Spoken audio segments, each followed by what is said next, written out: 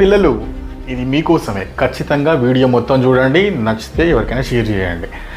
ప్రతిరోజు మీ ఇంట్లో మీ తల్లిదండ్రులు ఏదో ఒకటి పని చేసి మీకోసం మీ ఫేస్లో అంటే మీ కళ్ళల్లో హ్యాపీనెస్ చూడడానికి వాళ్ళు ప్రతి నిమిషం ప్రతి క్షణం ప్రతిరోజు చేస్తారు కదా, అవునా కదా?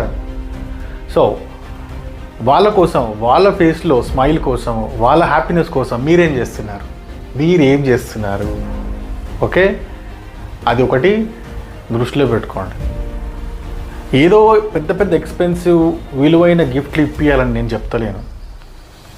వాళ్ళ సంతోషము, మీరు సంతోషంగా ఉంటేనే వాళ్ళు సంతోషంగా ఉంటారు. బట్ మీరు తల్లిదండ్రులను సంతోషపెట్టాలంటే ఏం చేయాలి? మీరు ఏం చేయొద్దు. వాళ్ళు ఏం ఎక్స్పెక్ట్ చేస్తున్నారు మీ దగ్గర నుంచి? వాళ్ళు మీ దగ్గర నుంచి ఏం ఎక్స్పెక్ట్ చేస్తున్నారు? మంచి చదువుకోవడము, క్లాస్లో ఫస్ట్ రావడము, సంథింగ్ ఇటువంటివే. వాళ్ళ సెల్ఫిష్గా ఎప్పుడు ఏ తల్లిదండ్రులు కూడా వాళ్ళ సెల్ఫిష్గా ఉండదు. కోరికలు పిల్లల మీదనే ఉంటుంది. నా పిల్లలు ఇట్లా ఉండాలి, పిల్లలు ఇట్లా ఉండాలి అని. సో మీ దగ్గర నుంచి ఎక్స్పెక్ట్ చేసేది కూడా వాళ్ళు ఇదే ఉంటుంది. అడగండి, మీ మమ్మీ డాడీని అడగండి, మా దగ్గర నుంచి ఏం ఎక్స్పెక్ట్ చేస్తున్నారు, మేమేం చేయాలి మీకోసం, మీ హ్యాపీనెస్ కోసం, మీ సంతోషం కోసం మేమేం చేయాలి? ఒక్క మాట అడగండి.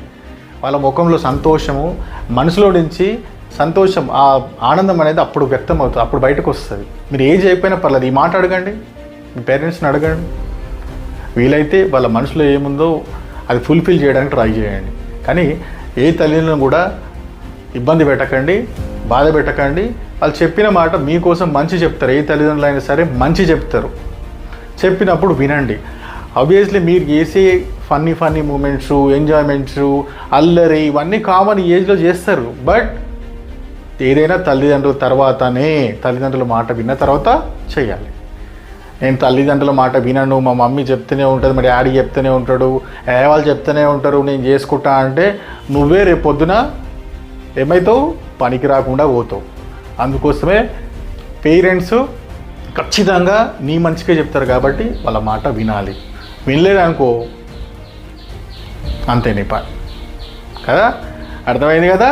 వెళ్ళి మీ మమ్మీ డాడీని అడుగు, నా దగ్గర నుంచి ఏం ఎక్స్పెక్ట్ చేస్తున్నావు, మీరు హ్యాపీగా ఉండాలంటే నేను ఏం చేయాలి? ఈ ఒక్క క్వశ్చన్ అడుగు పోయి. వాళ్ళ ఫేస్లో స్మైల్ రాకపోతే నన్ను అడుగు.